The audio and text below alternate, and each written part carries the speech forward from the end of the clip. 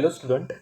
सो आज के इस लेक्चर में हम देखेंगे क्लस्टर पॉइंट। देखो, क्लस्टर पॉइंट की डेफिनेशन बाय डिफॉल्ट आपको पता है। क्लस्टर पॉइंट क्या होता है कि आप कोई भी एक सेट ले लो, let's say this is a set, और कोई एक पॉइंट ले लो, ठीक है। उसके अराउंड अगर आप एक सर्कल बनाओगे तो उसके उस वो जो है सेट, तो उसके अंदर कुछ ना कुछ इंटरसेक्शन में आना चाहिए वो पॉइंट को छोड़ के, ठीक है। तो उसे कहते हैं क्लस्टर पॉइंट इन अपना बेसिक्स जो मैंने लास्ट लास्ट लेक्चर में पढ़ाया था उसमें। अब देखो यहाँ पे क्लस्टर पॉइंट की डेफिनेशन क्या दी है कि एक्स को हम क्लस्टर पॉइंट कब कहेंगे, जब सपोज करो this is set, this is matrix space x, ठीक है। अब यहाँ पे मैंने एक सेट ले लिया, let say E, this is set E, okay. तो यहाँ पे कोई एक पॉइंट है, we can say that this is X, okay. अगर इसके अराउंड मैंने एक रेडियस आर लेके एक सर्कल बनाया, ठीक है, और ये पॉइंट को रिमूव कर दिया, हाँ, तभी भी इसके अंदर कोई ना कोई इंटरसेक्शन में बच रहा है, तो मैं क्या कहूंगा, let x be cluster point. ये हमने देखा था, ठीक है। तो क्लस्टर पॉइंट इतना कुछ इंपॉर्टेंट यहाँ पे नहीं है। सो उसके बाद शो दैट, ये होमवर्क रहेगा आपको, show that every point z is a subset of r is a limit point of z while z has no cluster point। देखो, ये आपको क्वेश्चन करना है, और अगर इसका आंसर मिले तो please upload it on group. देखो, ये भी क्वेश्चन हमने सेकंड लेक्चर में किया था कि 1/n का क्लस्टर पॉइंट जो है वो जीरो आता है। वो कैसे, वो भी मैंने वहां पे एक्सप्लेन किया है। अगर नहीं आया तो सेकंड लेक्चर देख लो, and if you have any query just send me on group, okay. Then again show that every point of open set is cluster point. ये भी आपको होमवर्क रहेगा, ये आएगा 2 मार्क्स के लिए, 2 मार्क्स या may be around 4 marks in कहाँ पे, प्रॉब्लम कोर्स में, ठीक है। तो ये जरा ढंग से करना sums, okay. Now it's a very important theorem, इसे आप स्टार मार्क भी करके रख सकते हो, बोल्जानो वाइसप्रास थ्योरम, ठीक है। ये क्या कहता है, let A be infinite bounded subset of R, then there is a cluster point of A in R। मतलब क्या, ए कोई भी एक इनफाइनाइट बाउंडेड सेट है, हाँ, तो वहां पे एक क्लस्टर पॉइंट रहेगा ए के लिए आर में, ठीक है। अब यही हमें वहां पे प्रूव करना है। Let's see, late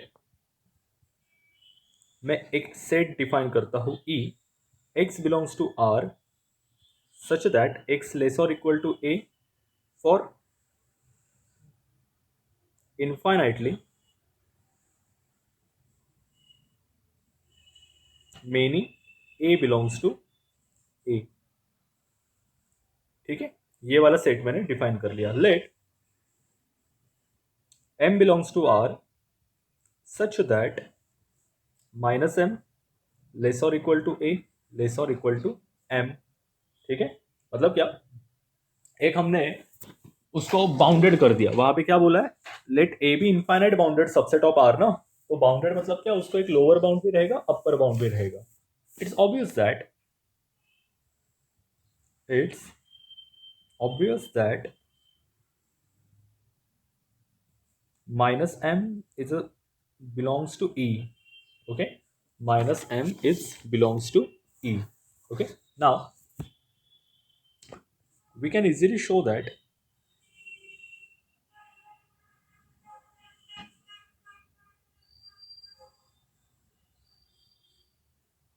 e is bounded by m। अब वो कैसे, देखो, hence आगे लिखता हूं, hence there exists l belongs to r such that l is equal to supremum of e, ठीक है। अब जो m है ना उसे हमने सुप्रीमम कह दिया। We claim that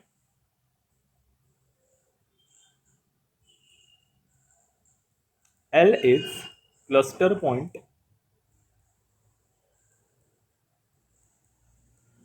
of e, therefore we need to show that, अगर क्लस्टर पॉइंट दिखाना ही है तो उसकी डेफिनेशन लगानी पड़ेगी। We need to show that for every epsilon greater than 0 there exist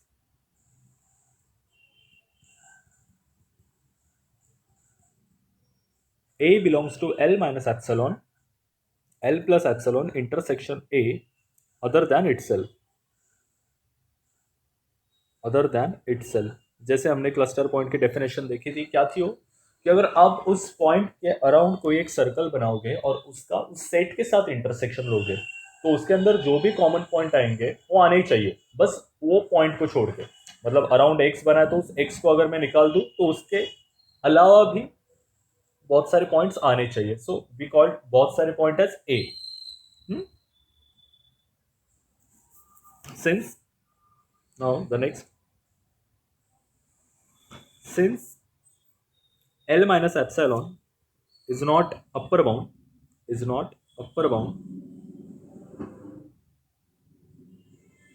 for E, there is an x belongs to E such that L minus epsilon less than x, L minus epsilon less than x। देखो L minus epsilon अगर upper bound नहीं है E का तो क्या हो जाएगा, वो जो भी अपना सेंटर है उससे छोटा होगा। Since x belongs to E, then there exist infinitely many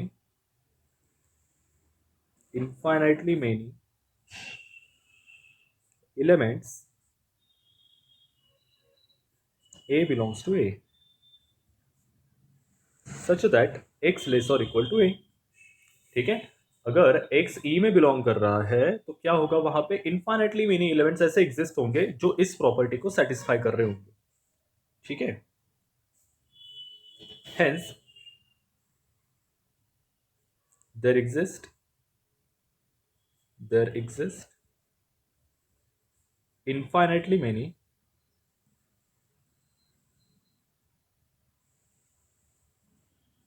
elements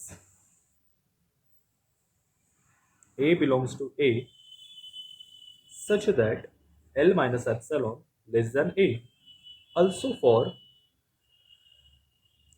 for infinitely many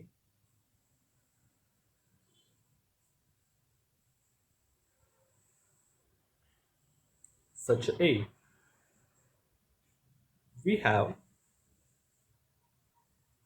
A less than L plus epsilon। देखो L plus epsilon को हमें शो करना है कि भाई वो सुप्रीमम की तरफ जा रहा है। ठीक है, for otherwise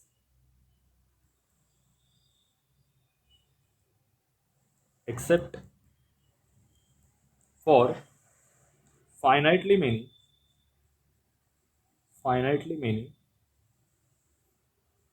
such elements of A, for all other A belongs to A, we have A greater than or equal to L plus epsilon, but L plus epsilon belongs to E। ये कैसे हो सकता है बताओ तो। देखो L को हमने सुप्रीमम बोला था E का, इसका E का, तो यहाँ पे क्या हो रहा है कि L प्लस एप्सलॉन भी E के अंदर जा रहा है, तो ऐसे पॉसिबल नहीं ना, सुप्रीमम तो एक ही हो सकता है उस सेट के अंदर। हाँ हाँ, वो सेट के बाहर सुप्रीमम इज यूनिक, याद रखना। हाँ, सो दो दो सुप्रीमम नहीं आ सकते, that's why this is a contradiction, this is contradiction. किसके लिए, to L is equal to supremum of E, hence L minus epsilon less than A less than L plus epsilon, hence proof। ये आएगा आपको 5 marks के लिए। State and prove बोल्जैनो वाइस्ट्रास theorem ऐसे आएगा, नहीं तो सीधा स्टेटमेंट दिया जाएगा कि let A be an infinite bounded subset of R, then show that there is a cluster point of A in R। Okay, और एक बात याद रखना, ये करके ही जाना। हाँ, मतलब they are short questions at there. Okay, now we are interested in learning Cauchy sequences and completeness। okay, ये एक important topic है। मोस्ट ऑफ इसके ऊपर जो सवाल होते हैं वो प्रॉब्लम कोर्स में पूछे जाते हैं, क्योंकि ये टॉपिक ही वैसे बना है, थ्योरेटिकल नहीं है ये, बस थोड़ा सा देखो ढंग से। अपने सेकेंड ईयर में कॉचे सीक्वेंस देखी होगी, या मोस्ट प्रोबेबली जो अदर यूनिवर्सिटीज के हैं उन्होंने तो फर्स्ट ईयर में ही देखी होगी. So first we see the definition. Cauchy sequence होती क्या है?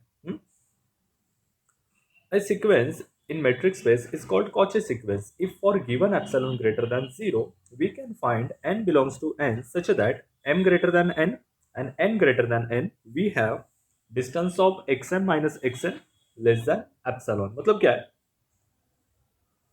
सपोज करो this is a matrix space और ये कोई सीक्वेंस है. Let's say here are some sequence xn. Okay, तो हम क्या करेंगे, हम वहां पे और एक सीक्वेंस ढूंढेंगे.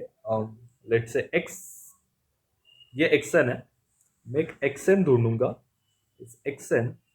ठीक है, अगर इन दोनों के बीच में डिस्टेंस काउंट किया जाए तो हमने जो एप्सिलॉन लिया था what ever it may be, तो इनका डिस्टेंस लेस देन एप्सिलॉन आएगा, याद रखना. ठीक है, तब जाके उस सीक्वेंस को क्या कहेंगे हम? Cauchy sequences. Okay,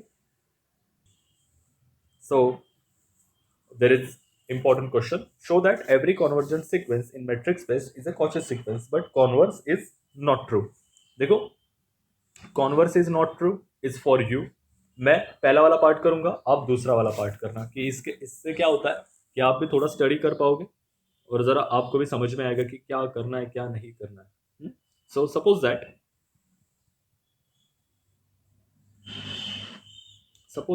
xn sequence which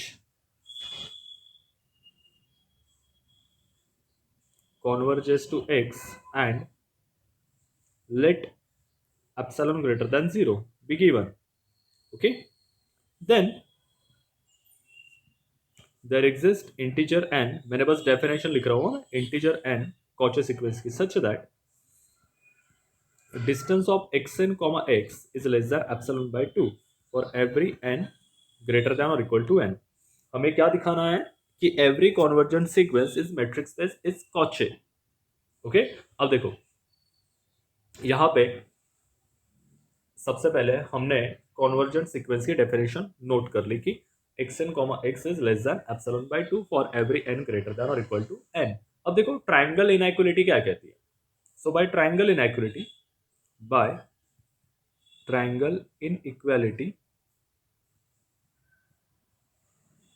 अगर मैं ऐसा ले लूं, distance of xn comma xn, ठीक है, हाँ, और उसके अंदर x को ऐड कर दो, distance of xm comma x plus distance of xn comma x. ठीक है, तो क्या हो जाएगा, देखो xm कॉमा x, और ये किससे छोटा है? Epsilon by 2. ये भी किससे छोटा आएगा? Epsilon by 2 is nothing but epsilon ना. So therefore direct this. So distance of xm comma xn is less than epsilon. आ गया? यही तो होता है ना कॉची सीक्वेंस के डेफिनेशन. बस इतना ही प्रूव करना है, बस आपको रिवर्स जाना है, कॉन्वर्स इज नॉट ट्रू, बात खत्म.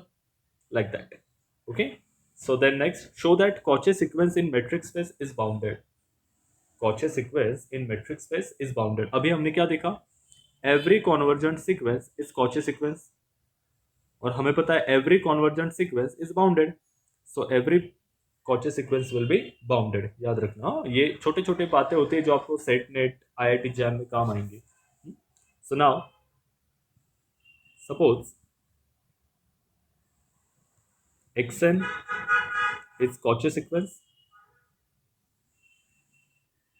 in x, then there exists integer n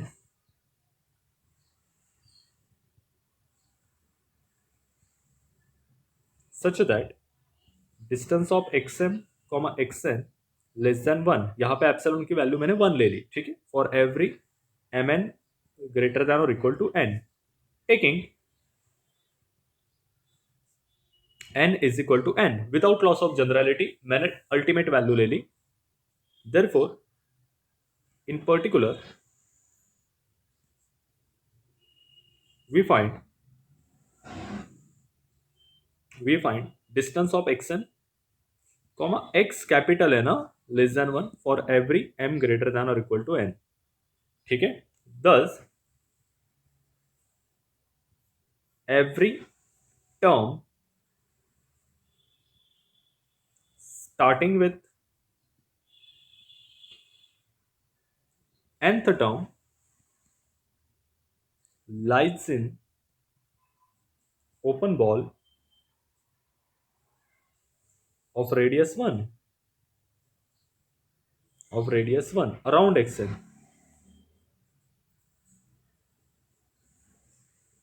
around xn, ठीक है, lies with open ball around xn, ठीक है।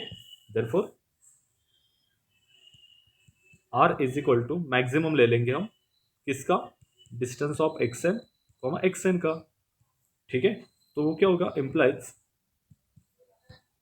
Distance of xn is less और इक्वल टू r। अगर देखो इट्स वेरी क्लियर कि कोई भी सीक्वेंस अगर किसी नंबर से बाउंडेड है, मतलब छोटी है, तो वो बाउंडेड कही जाती है ना। सो दैट्स वाई यहाँ पे एक बात लिखो, 1 लेस और equal to m less than n, therefore xn is bounded, xn is bounded, ठीक है।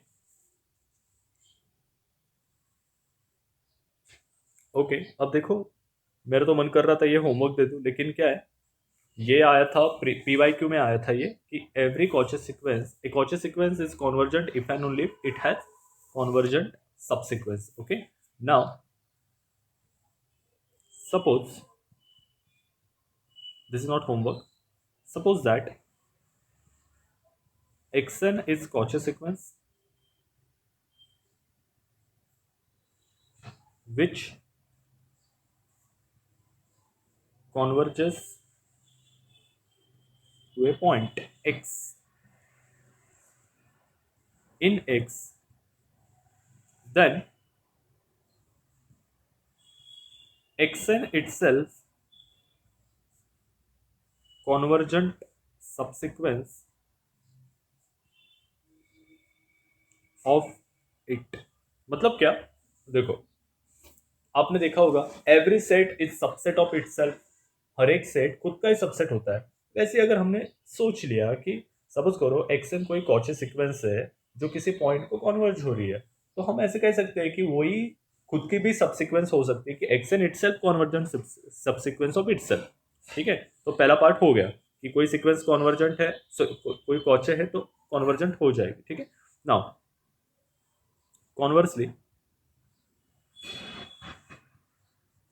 कॉन्वर्सली कुछ उल्टा बोल दिया क्या ना, नहीं, हमने एक कॉची सीक्वेंस को कंसिडर किया और उसे ऐसा दिखाया कि उसको एक कॉन्वर्जेंट सबसीक्वेंस है। अब हम क्या करेंगे, किसी कॉन्वर्जेंट सबसीक्वेंस को लेंगे और उसे बताएंगे कि वो कॉची सीक्वेंस कॉन्वर्जेंट है, ठीक है। Now suppose that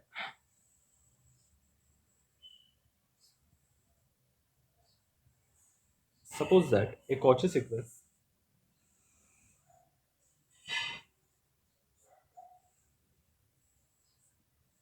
xn has a convergent subsequence xnk converges to x, then given epsilon greater than 0, there exists n1 belongs to natural number such that for every n comma nk greater than or equal to n1, ठीक है। ये convergent की definition है। Therefore distance between xn के, ये Cauchy की तरफ जा रहे हम, लेस देन एप्सिलॉन बाय 2, ठीक है। Distance between X N and X N के less than epsilon by 2। Similarly also for given epsilon greater than 0, there exists n2 belongs to n such that for every nk greater than or equal to n2, इससे हमें क्या मिलेगा, distance between xn के comma x less than epsilon by 2। अब हम क्या करेंगे, take maximum between n1 and n2, we can say n3, therefore for every n greater than or equal to n3, we can show that distance between xn comma x is less or equal to distance between xn comma xnk triangle inequality लगा रहा हूँ मैं, और distance between X N के comma X, okay, ये क्या है, epsilon by two, epsilon by two, ये क्या हो जाएगा, epsilon. So therefore distance between X N comma X less than epsilon, ये क्या हो गई, कॉची सीक्वेंस की डेफिनेशन, या oh sorry, this is the definition of convergence sequence, hence prove. ये आया था 5 मार्क्स के लिए, ठीक है, 5522, ओके, सो याद रखना, ठीक है, so it's very important some for you, तो इतना जरा ढंग से करना, ठीक है। Now this is a complete metric space, वो हम देखेंगे नेक्स्ट लेक्चर के अंदर, ठीक है। तब तक के लिए I don't think so next lecture के लिए जाना चाहिए, because only 2 examples were there, okay. Now कर ही लेते हैं। A metric space XD is said to be complete if every Cauchy sequence converges to element in X। देखो कोई भी मेट्रिक स्पेस को आप कंप्लीट कब कहोगे, जब उसके अंदर एक कॉची सीक्वेंस होगी जो कॉन्वर्जेंट होगी, ठीक है। If metric space contain convergent Cauchy sequence then it is complete. याद रखना ये डेफिनेशन क्या होता है, इंपॉर्टेंट डेफिनेशन, कि आपको छोटी छोटी बातों पे, मतलब एमसीक्यू जब आएंगे आपको सेट नेट में, तब ये डेफिनेशन काम आएगी कि कंप्लीट कब होता है, जब उसके अंदर एक कॉन्वर्जेंट कॉची सीक्वेंस हो तब, ठीक है ना। इसके ऊपर भी मैट्रिक्स प्रॉब्लम कोर्स में एग्जांपल आएंगे, show that one upon is Cauchy sequence is 0,1, ठीक है। Let xn is equal to 1 upon n, let n m belongs to z plus 0,1, तो पॉजिटिव में जाएगा ना, that's why, to show that 1 upon n minus 1 upon n is less than 1 upon n plus 1 upon n। देखो अगर आप first year BSc का book निकालोगे ना, तो वहां पे एक प्रॉपर्टी है, modulus of a minus b is less than a plus b, ये प्रॉपर्टी है। तो आप जरा वो प्रॉपर्टी देख के आना, ठीक है, मैंने कल ही देखी, दैट्स वाई मैं आज बता रहा हूँ। For given epsilon greater than 0 find n such that 1 upon n minus 1 upon n less than 1 upon n plus 1 upon n which is less than epsilon, ठीक है, which is less than epsilon।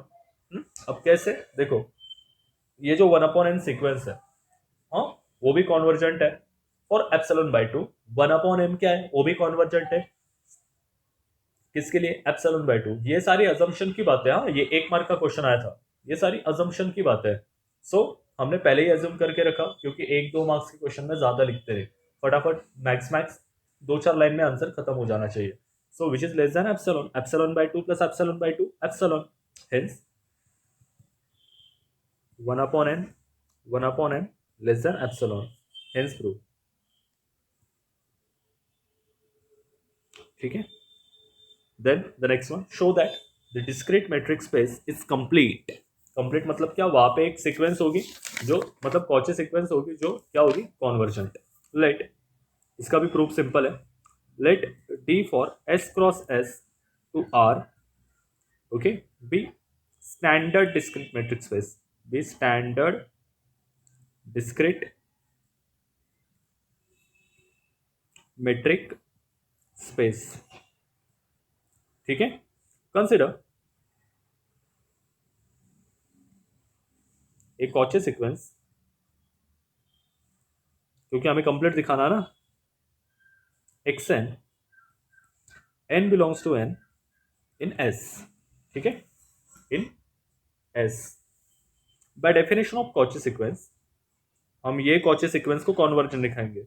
Bye definition of Cauchy sequence,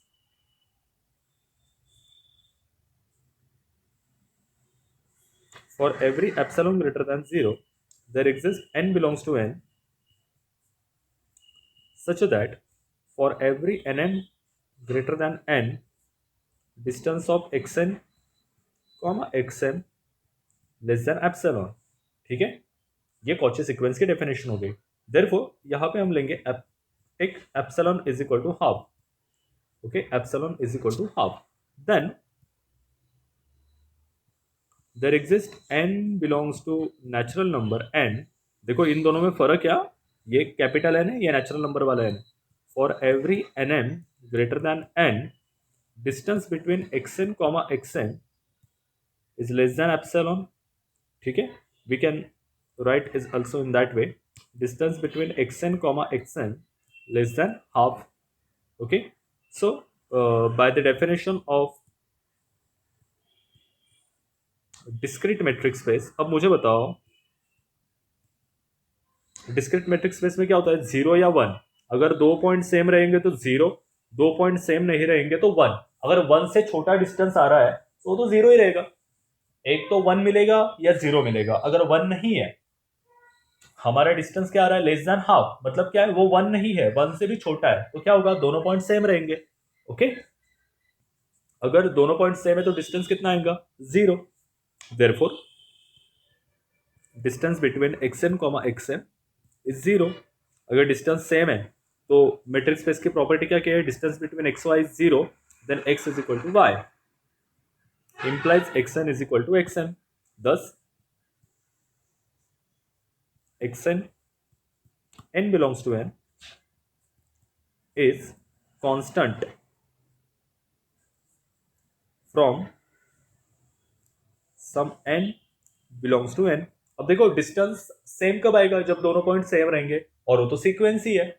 ठीक है, वो तो sequence ही है, तो सारे point same ही रहेंगे ना। मतलब देखो, हमने आर्बिट्री कोई भी दो पॉइंट ले लिया, इनका डिस्टेंस जीरो है, ठीक है, इनका देन आगे वालों का भी डिस्टेंस जीरो आएगा, आगे वालों का भी डिस्टेंस जीरो आएगा। ये डिस्क्रीट मैट्रिक्स स्पेस की बात कर रहा हूँ, क्योंकि डिस्क्रीट में क्या होता है, अगर डिस्टेंस हमने वन लिखा है तो सारे पॉइंट अलग अलग है, अगर हमने डिस्टेंस जीरो लिखा है तो सारे पॉइंट सेम है। तो यहाँ पे अगर सारे पॉइंट सेम है तो ऐसा कहाँ पे होता है, कांस्टेंट सीक्वेंस में, one one one one one one like that. ठीक है, therefore xn is constant sequence, xn is constant sequence, implies xn is convergent, xn is convergent, implies xn, yeah, we can say a discrete metric space